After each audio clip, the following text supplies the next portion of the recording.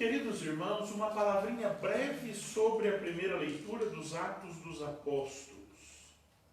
Nós hoje ouvimos dois sinais realizados por Pedro: a cura de Enéas e a cura de Tabita, a ressurreição ou a revitalização de Tabita. Eu queria só chamar-lhes a atenção para um detalhe. Se nós prestarmos bem atenção e se nós tivermos familiaridade com a palavra de Deus, com o Evangelho, nós vamos perceber que por debaixo desses dois milagres realizados por Pedro estão outros dois realizados por Jesus. Um deles nós ouvimos há pouco tempo. Jesus estava lá na beira da piscina de Siloé, não havia quem mergulhasse o paralítico na piscina, e Jesus diz ao homem: Tu queres que eu te faça, que eu te cure? Toma a tua cama e anda. Pedro diz a mesma coisa a Enéas: Levanta-te, arruma a tua cama. Levanta-te e arruma a tua cama. Por detrás do sinal realizado por Pedro está aquele realizado por Jesus. O outro é mais fácil ainda de nós localizarmos, porque há uma semelhança tremenda entre os nomes das meninas. Esta de Pedro se chama Tabita. Aquela de Jesus não se chamava, mas Jesus, ao dizer em hebraico menina, disse-lhe Talita cum. Menina, levanta-te.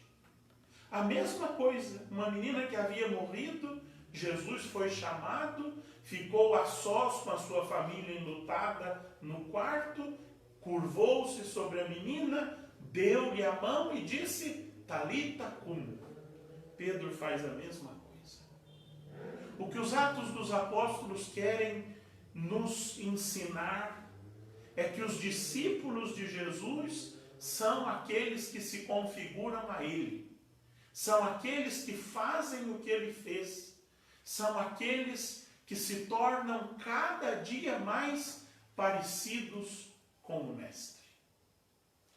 E aí nós então vamos para o Evangelho, porque hoje nós encerramos o Pão da Vida.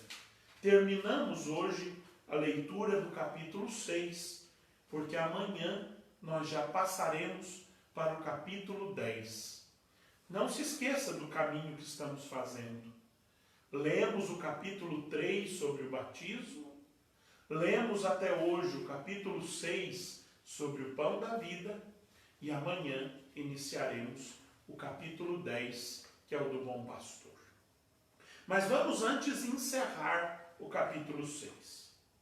Hoje, nós temos aqui a notícia de que alguns discípulos dizem: esta palavra é dura demais.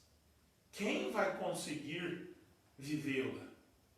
E desistem do seguimento de Jesus. Não poucos, diz o Evangelho, muitos discípulos daquele dia em diante não andavam mais atrás de Jesus, não faziam o caminho de Jesus, não estavam mais no seguimento de Jesus. Por quê? Porque esta palavra é dura. Que palavra? Nós não podemos esquecer daquilo que nós estamos há mais de uma semana conversando. Tudo isso começou com o sinal do pão repartido.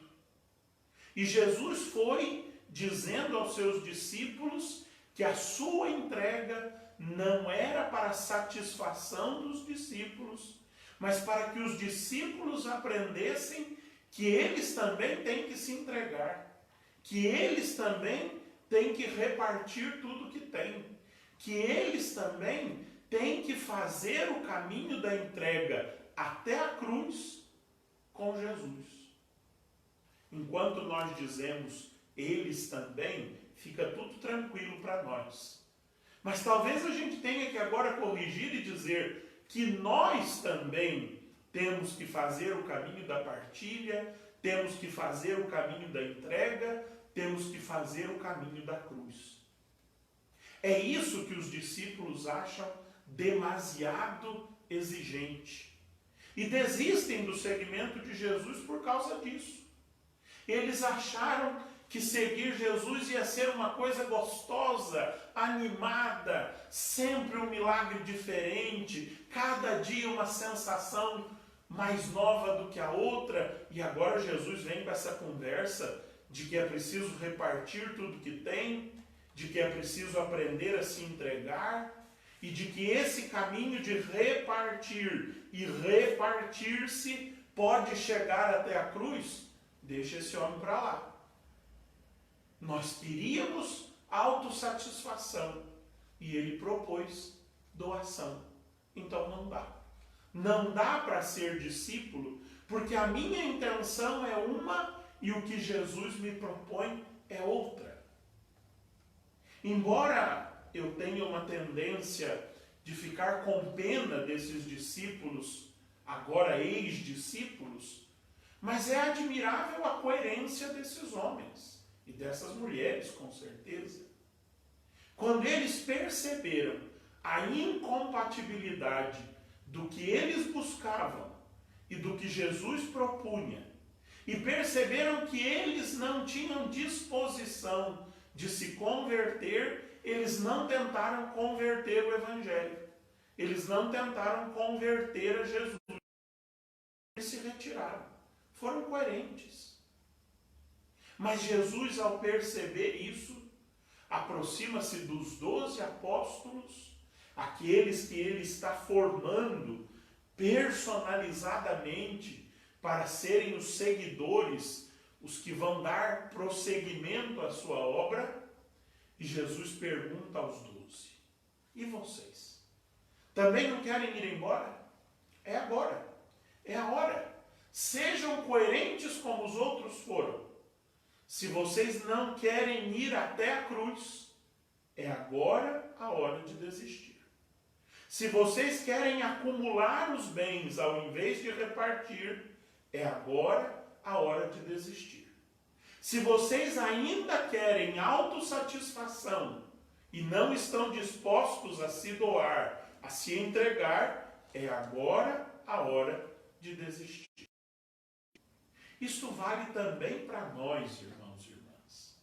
Nós, 10 dias, ouvindo o capítulo do Pão da Vida, nós que estamos celebrando a ressurreição do Senhor, a sua Páscoa, sua morte e ressurreição, nós também precisamos, em determinados momentos da nossa vida, tomar decisões. Decisões que dizem respeito ao nosso seguimento de Jesus. Porque nós corremos o sério risco, e muita gente faz isso por aí, de ao perceber a incompatibilidade do que eu busco com a proposta de Jesus e a minha indisposição para a conversão, eu começo a mudar o Evangelho de Jesus. Eu começo a propor um Evangelho de autossatisfação. Eu começo a ensinar um Evangelho de retribuição. Um Evangelho que a gente vê, infelizmente, que Jesus nunca ensinou, mas é muito pregado por aí. Venha para o meu grupo, que você vai ter isso e mais aquilo outro. Venha para a minha igreja, que você vai ter casa própria, carro do ano, o vírus não vai te pegar e assim por diante. Jesus nunca propôs tal coisa. Jesus sempre propôs a cruz. Desde o princípio. Você quer me seguir? Tome a sua cruz e siga-me. Só há um caminho para o seguimento de Jesus. E é o caminho da cruz. Você topa? Vamos lá. Você não topa? Seja coerente. Faça como aqueles discípulos. Abandone o seguimento de Jesus. Não é isso que eu quero, não é isso que Jesus quer. Mas a coerência é necessária no seguimento de Jesus. Jesus propõe aos apóstolos: vocês também não querem ir embora?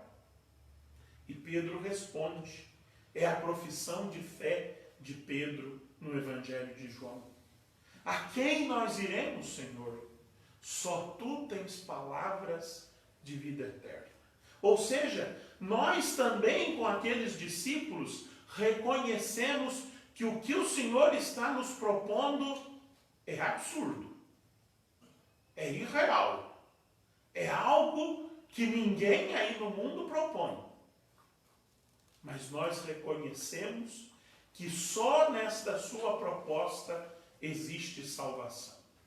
Essa palavra, por mais dura que seja, é palavra de vida eterna. Nós conseguimos enxergar, apesar do absurdo, apesar da exigência, que esse é o caminho da ressurreição. Que não há caminho de ressurreição que não passe pela cruz, que não passe pela entrega, que não passe pela partilha, que não passe por tudo aquilo que Jesus veio nos ensinando neste capítulo 6. E que nós podemos resumir em 3 palavras: partilha, entrega e doação.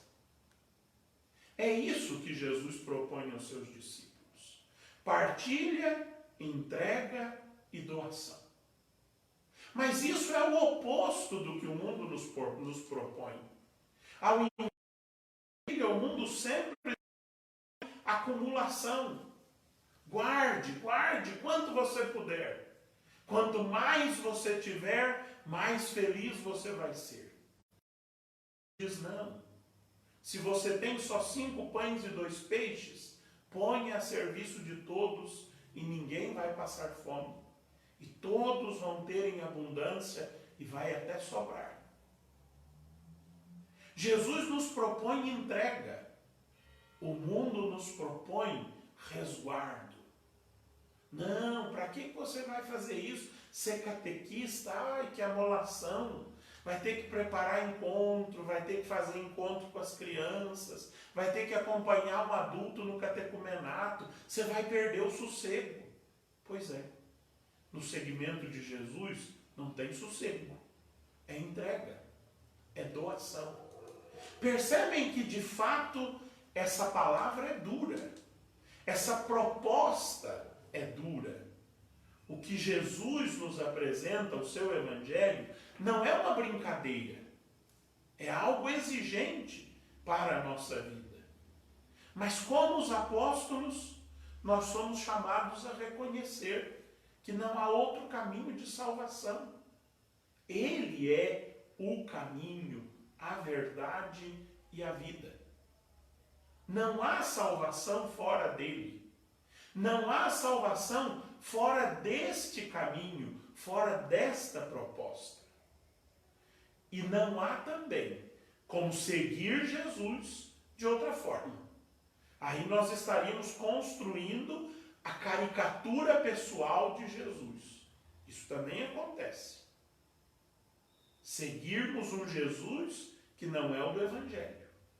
Apresentarmos e anunciarmos um Jesus que não é o do Evangelho. Mas o Jesus do Evangelho é exigente. Por isso, fica para nós essa pergunta de Jesus. E você? Também não quer ir embora? Você também não quer deixar essa história de ser cristão? Você também não quer deixar essa história de seguir o Evangelho de Jesus Cristo? Seja coerente. Se você busca autossatisfação, tchau. Mas se você busca a doação, se você reconhece que neste caminho da partilha, da entrega e da doação está a salvação, bem-vindo ao segmento